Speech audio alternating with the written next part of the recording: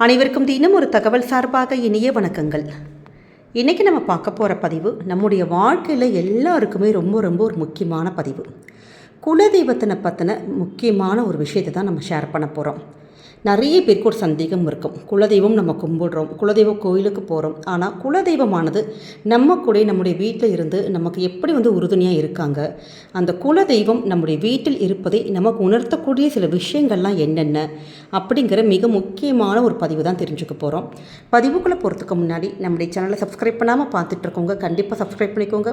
அப்போ தான் எங்களுடைய எல்லா நல்ல நல்ல பதிவுகளுமே உங்களுக்கு உடனுக்குடனே வரும். இப்போ பதிவை பார்க்கலாம். குலம் தெரியாமல் போனாலும் குல தெய்வத்தை நம்ம தெரியாமல் போகக்கூடாது. அதே மாதிரி குருவை மறந்தாலும் குலதெய்வத்தை மறக்கக்கூடாது. இது மாதிரியான பழமொழிகள் நம்ம கேள்விப்பட்டிருக்கோம். ஏன்னா குலதெய்வங்கிறது நம்முடைய ஒருத்தங்களுடைய வாழ்க்கையில் அவ்வளோ ஒரு முக்கியம். நம்ம எத்தனை தெய்வங்களை வழிபட்டாலுமே ஒரு ஆளுக்கு குலதெய்வத்துடைய அனுகிரகம் இருந்தால் மட்டும்தான் நம்மளுடைய எந்த ஒரு காரியத்திலும் நமக்கு வெற்றி கிடைக்கும். நம்முடைய வீட்டு வாசல்லே நம்ம கூடவே நின்று நம்முடைய குடும்பத்தையும் நம்மையும் காத்து ரட்சிப்பவங்க தான் நம்முடைய குலதெய்வம். அப்படிப்பட்ட குலதெய்வம் நம்ம வீட்டில் இருக்கிறாங்களா?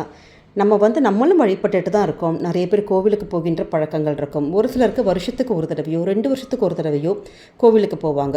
அப்படி நம்முடைய குலதெய்வம் நம்ம கூட தான் இருக்கா அப்படிங்கிறத அது உணர்த்தக்கூடிய சில விஷயங்கள் தான் நம்ம இங்கே பார்க்க போகிறோம். நம்முடைய குலத்தை காக்கக்கூடிய குலதெய்வத்தை நம்ம வாழையடி வாழையாகவே நம்ம வணங்கிட்டு இருப்போம். நம்முடைய அம்மா அப்பா இல்லாட்டி நம்முடைய கணவருடைய அம்மா அப்பா, அவங்களுடைய முன்னோர்கள், அப்படி நம்முடைய முன்னோர்கள் வழிபட்ட தெய்வம் தான் குலதெய்வம். இப்படிப்பட்ட இந்த தெய்வமானது நம்ம வீட்டில் இருக்கிறாங்களா அப்படின்னு தெரிந்து கொள்கிற ஆர்வம் எல்லார்கிட்டையுமே இருக்கும். அதையும் தாண்டி குலதெய்வமே நான் உங்கள் கூட தான் இருக்கேன், எந்த ஒரு பிரச்சனையாக இருந்தாலும் நம்ம சொல்லுவோம் பார்த்தீங்களா, ஏதோ ஒரு சக்தி எங்களை காப்பாற்றணுச்சு, யாரோ ஒருத்தங்க ஏதோ ஒரு ரூபத்தில் டக்குன்னு நம்மளை காப்பாற்றினாங்க, அது ஒரு மிராக்கலாகவே இருந்துச்சுன்னு சொல்லிட்டு ஒரு ஆச்சரியப்பட்டு நம்ம நிறைய விஷயங்கள் பேசியிருப்போம். அப்படி ஏதோ ஒரு ரூபத்தில் டக்குன்னு நமக்கு ஒரு ஆபத்துன்னு வந்தோடனே நம்மளை காக்கக்கூடிய ஒரு தெய்வம் தான் குலதெய்வம். இந்த குல தெய்வங்கிறவங்க யாருன்னு கேட்டிங்கன்னா, ஒவ்வொருத்தருக்கும் ஒவ்வொரு இஷ்ட கடவுள் இருப்பாங்க. அந்த இஷ்ட கடவுள்கிட்ட நம்ம சில வரங்கள் கேட்போம். ஆனால் நீங்கள் வேண்டினாலும் சரி, வேண்டாமல் போனாலும் சரி, நம்ம கேட்காமலே நமக்கு டக்குன்னு உதவக்கூடிய அந்த தெய்வங்கள் தான் இந்த குல தெய்வங்கள். உண்மையை சொல்ல போனோன்னா நம்ம ஏதாவது நம்மளுடைய இஷ்ட தெய்வத்துக்கிட்ட ஒரு கோரிக்கை வைக்கிறீங்கன்னு வச்சுக்கோங்களேன், அந்த பிரார்த்தனையை அவங்க நமக்கு நடத்தி கொடுப்பதற்கு முதல்ல அவங்க கேட்கக்கூடிய தெய்வம் யாருன்னு கேட்டிங்கன்னா, நம்முடைய குலதெய்வங்களை தான் கேட்பாங்களாம். அதாவது அவங்களுடைய குலதெய்வங்களை கேட்டு அவங்க சம்மதம் தெரிவித்ததுக்கு அப்புறம் தான் உங்களுடைய பிரார்த்தனைகள், கோரிக்கைகளை நமக்கு நிறைவேறுங்கிறது ஒரு ஐதீகம். அப்படிப்பட்ட சக்தி மிக்க அந்த ஒரு குலதெய்வம் நம்முடைய குலத்தை காக்கக்கூடிய இந்த குலதெய்வமானது நம்முடைய வீட்டில் இருக்கிறாங்களா அப்படிங்கிற ஒரு சின்ன சின்ன தகவல்கள் தான் இப்போ நம்ம தெரிஞ்சுக்கலாம்.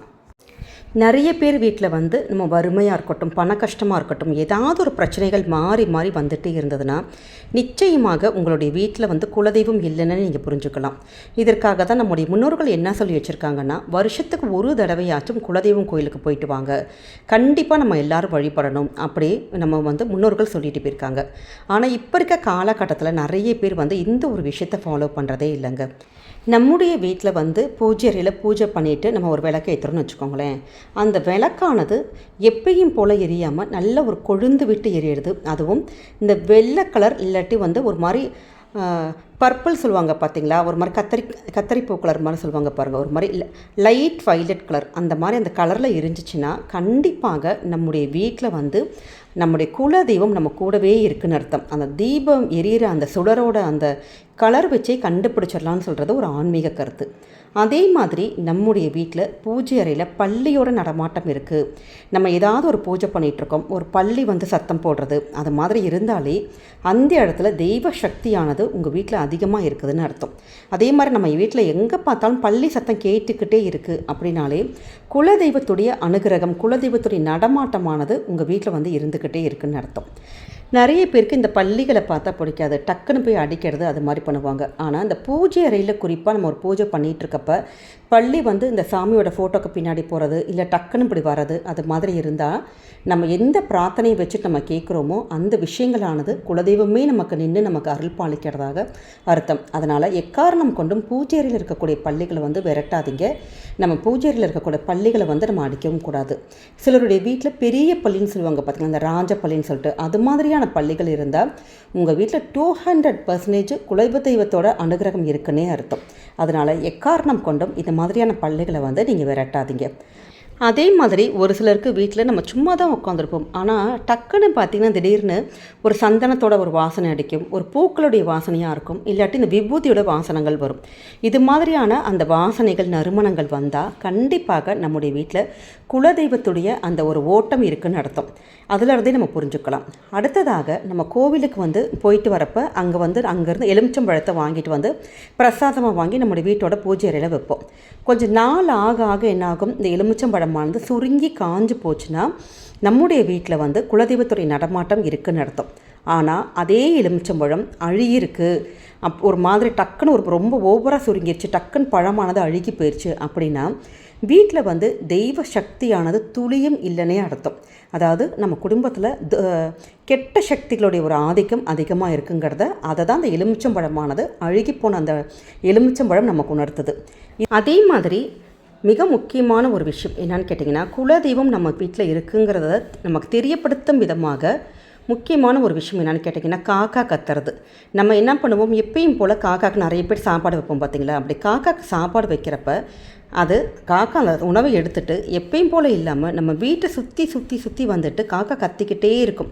நமக்கே பல நேரங்களில் இதுக்கு ஒரு காரணம் தெரியாது. ஒன்று, அந்த ஒரு காக்கா வந்து கத்துறது எதுக்குன்னு கேட்டிங்கன்னா, நம்ம வீட்டுக்கு வந்து உறவினர்கள் யாராச்சும் வராங்க அப்படிங்கிறது உணர்த்துறதுக்காக இருக்கும். இல்லாட்டி நம்முடைய குலதெய்வம் நம்ம கூடவே இருக்கிறாங்க, குலதெய்வம் இந்த வீட்டில் இருக்குது அப்படிங்கிறத உணர்த்தக்கூடிய ஒரு விஷயம்தான் இப்படி காக்கா வந்து நம்ம வீட்டில் கத்துதுன்னு சொல்கிறது ஒரு ஆன்மீக கருத்து. அடுத்த மிக முக்கியமான ஒரு அறிகுறி என்னன்னு கேட்டிங்கன்னா, சில நேரத்தில் நம்முடைய வீட்டில் ஏதாவது சுப நிகழ்ச்சிகள் இல்லாட்டி நல்ல ஒரு காரியம் நடக்கணும், கல்யாணம், நிச்சயதார்த்தம், அது மாதிரி பண்ணுறப்ப நம்ம வந்து குலதெய்வத்துக்கிட்ட நம்ம வேண்டுதல் வைப்போம். வேண்டுதல் வைப்பதற்காக நம்ம என்ன பண்ணுவோம், நமக்கு தெரிந்த சில விஷயங்கள் பண்ணுவோம். அப்படி செய்கிறப்ப வந்து நம்ம சாமிக்கிட்ட பூ போட்டு கேட்குறது, அது மாதிரியான விஷயங்கள் நம்ம பண்ணுவோம். அப்படி நம்ம குலதெய்வத்துக்கு குலதெய்வம் அந்த ஃபோட்டோ மேலே வச்சுருக்க அந்த பூவானது அப்படி கீழே விழுகிறப்பையாக இருக்கட்டும், இல்லாட்டி எலுமிச்சம்பழம் நம்ம பூஜையில் வச்சுருப்போம், அந்த எலுமிச்சம்பழம் நமக்கு வந்து இப்படி கீழே விழுகும். இது எல்லாமே குலதெய்வமானது நம்ம சொல்கிற அந்த விஷயத்துக்கு சம்மதம் தெரிவிப்பதற்கான அந்த ஒரு அறிகுறி நம்ம எடுத்துக்கலாம். சில நேரத்தில் அதற்கு ஒரு படி மேலே என்னாகும்னு கேட்டிங்கன்னா, நம்ம இது மாதிரி ஒரு நல்ல விஷயங்கள் பேசியிருப்போம், ஆனால் நமக்கே தெரியாமல் நமக்கு தெரிஞ்சவங்க யாரோ ஒருத்தர் கோவிலிருந்து வந்திருக்கோம், உங்களுக்கு பூ கொண்டு கொடுத்துருக்கோம், பிரசாதம் கொண்டு கொடுத்துருக்கேன்னு சொல்லிட்டு கோவிலிருந்து நம்ம கொண்டு கொடுப்பாங்க. இது உங்களுடைய குலதெய்வம் தான் கண்டிப்பாக இந்த ஒரு விஷயத்தை செய்வாங்க. நம்ம எடுக்க போகிற விஷயத்துக்கு நமக்கு சம்மதம் தெரிவித்து அவங்க வந்து இது மாதிரியான ஒரு விஷயங்களை பண்ணுறாங்க. இது மாதிரியான சின்ன சின்ன விஷயங்கள் மூலம் குலதெய்வமானது நம்ம கூடவே இருக்கிறாங்க, நம்ம வீட்டில் இருக்கிறாங்கங்கிறத நம்மளும் எளிமையாக புரிந்து கொள்ளலாம். இதில் நீங்கள் என்ன ஃபீல் பண்ணியிருக்கீங்க, உங்களுக்கு இது மாதிரியான ஏதாவது அனுபவம் இருக்கான்னு சொல்லிட்டு கமெண்ட் செக்ஷனில் நீங்களும் கமெண்ட் பண்ணுங்கள். இந்த பதிவானது கண்டிப்பாக உங்களுக்கு பிடிச்சிருக்கும்னு நினைக்கிறோம். பிடிச்சிருந்த ஃப்ரெண்ட்ஸ் அண்ட் ஃபேமிலி மெம்பர்ஸ்க்கு ஷேர் பண்ணுங்கள், அவங்களும் இதை பார்த்து பயன்பெறட்டும். நம்முடைய சேனலை சப்ஸ்கிரைப் பண்ணி உங்களுடைய ஆதரவுகள், சப்போர்ட்டுகள் எங்களுக்கு கொடுங்க. மீண்டும் வேறொரு நல்ல பதிவோடு உங்களை சந்திக்கிறோம். நன்றி, வணக்கம்.